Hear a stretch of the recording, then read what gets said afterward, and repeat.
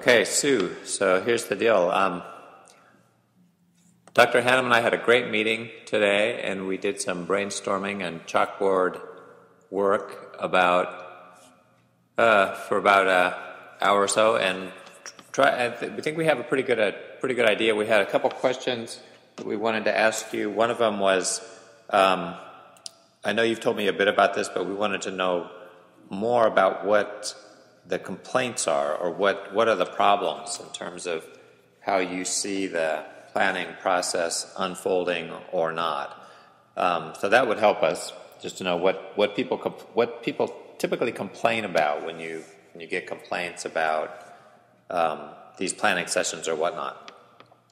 The other part was really to we spent our time trying to brainstorm a basic approach.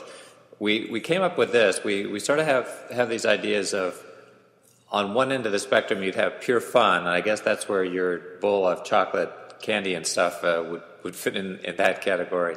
In the middle category, so there's fun, there's design, which we think is fun, or at least holds the potential to be perceived as fun. And then on the other end of the spectrum would be planning. So we kind of put it in that kind of a framework. On the left-hand side of the blackboard, we had fun; in the middle, design; on the right-hand, planning. And we kind of riffed on the assumption, really, that people probably had problems with the planning part. In other words, it was maybe approached with a certain kind of dread, as I think you mentioned in your email or chat session we had. So the basic model we decided might work is to try to sort of do the linguistic trick of reframing by using the word design a lot and by not using the word planning, and thereby sort of encourage everyone in the process to conceive of themselves as a designer. So that was sort of like a starting point. And then without going into any details, we sort of thought the idea then would be to create some sense of movement or purchase on that concept, and then let it become sort of like a swirl or a storm, if you will. So this middle part of our chalkboard started to look like, the eye of Hurricane Sandy or whatnot.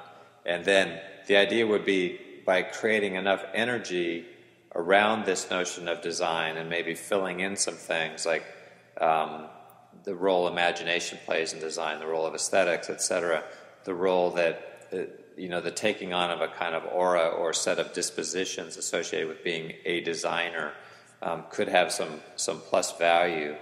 And then creating that kind of energy kind of swirling around the sort of general idea of being a designer, or that the process is a design process, then the swirl would be meant to expand out, and obviously wanted to capture some of the things on the fun side of the chalkboard there. So things like we kind of wanted to add to the list of fun things. In addition to chocolate, we would have things like, we came up with a kind of mastery of design. The design process is a type of fun, allied sort of more to like serious games or serious fun.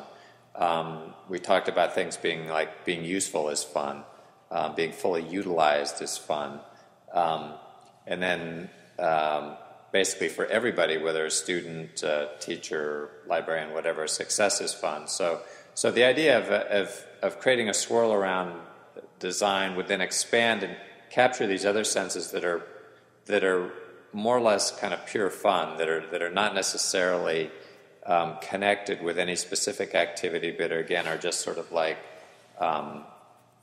affective elements of professional practice. So being useful, having a sense of mastery and having a sense of success, things like that. So the swirl of the sort of perfect storm around design would pick up those kind of fun things naturally, and would also then swirl around and pick up the tasks that go into planning.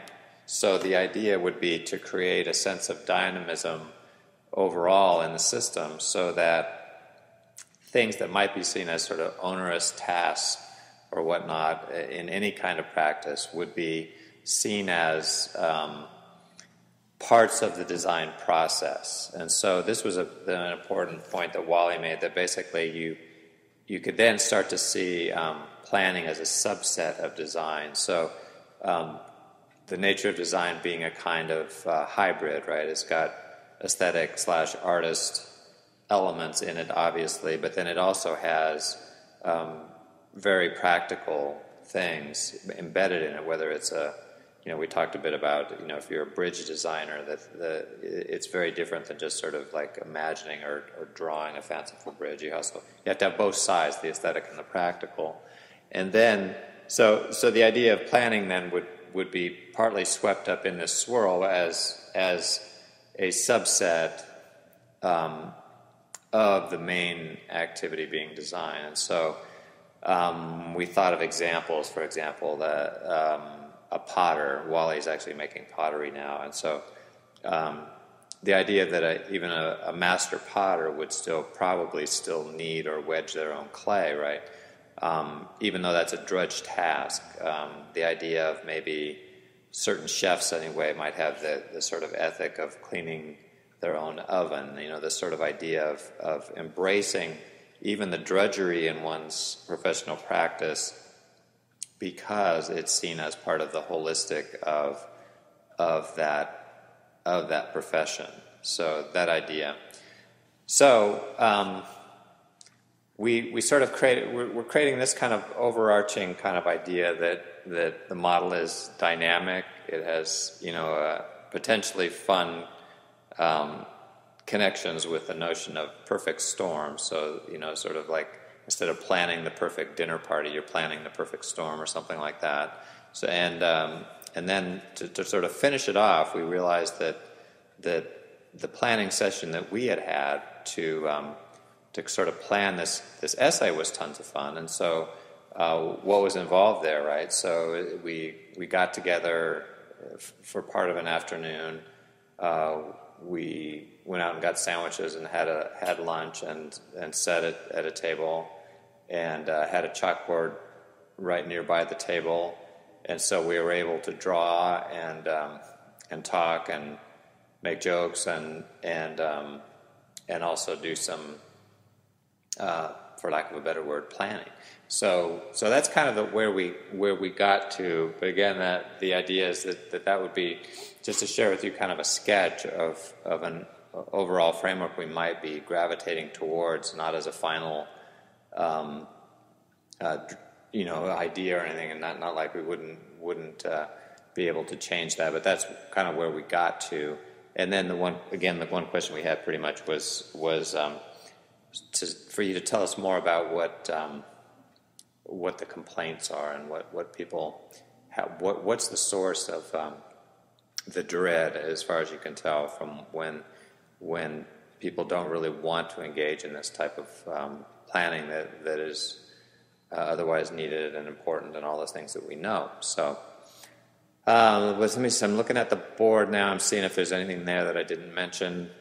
One thing that might be worth mentioning is we could build in some of the stuff that, again, Dr. Hannum knows better than I do, but we could build it in, some of the things that come right out of instructional design that may work really well. There's some tools in there that you probably remember, the Roger Kaufman stuff of looking at assessing a situation in terms of whether the issues or hurdles are going to be motivational, instructional, or environmental, and just how incredibly useful that kind of tool is. And so there may be some just simply tool swapping or tool sharing that could be done. And I think that pretty much covers it. So, last thing, I guess, I'm looking at this now. We also kind of got into this interesting place about discussing the sort of fun of just sort of movement, the notion of maybe part of the problem folks have with planning is the process doesn't seem to be moving along, or that there's a sense of getting stuck or whatnot. So we talked about how to create a sense of that the process is a moving, a dynamic process, and we thought about the importance of things like buy-in and involvement and things like that. That would tap into that kind of enjoyment that people might get just from a sense of movement. So anyway, that's about it.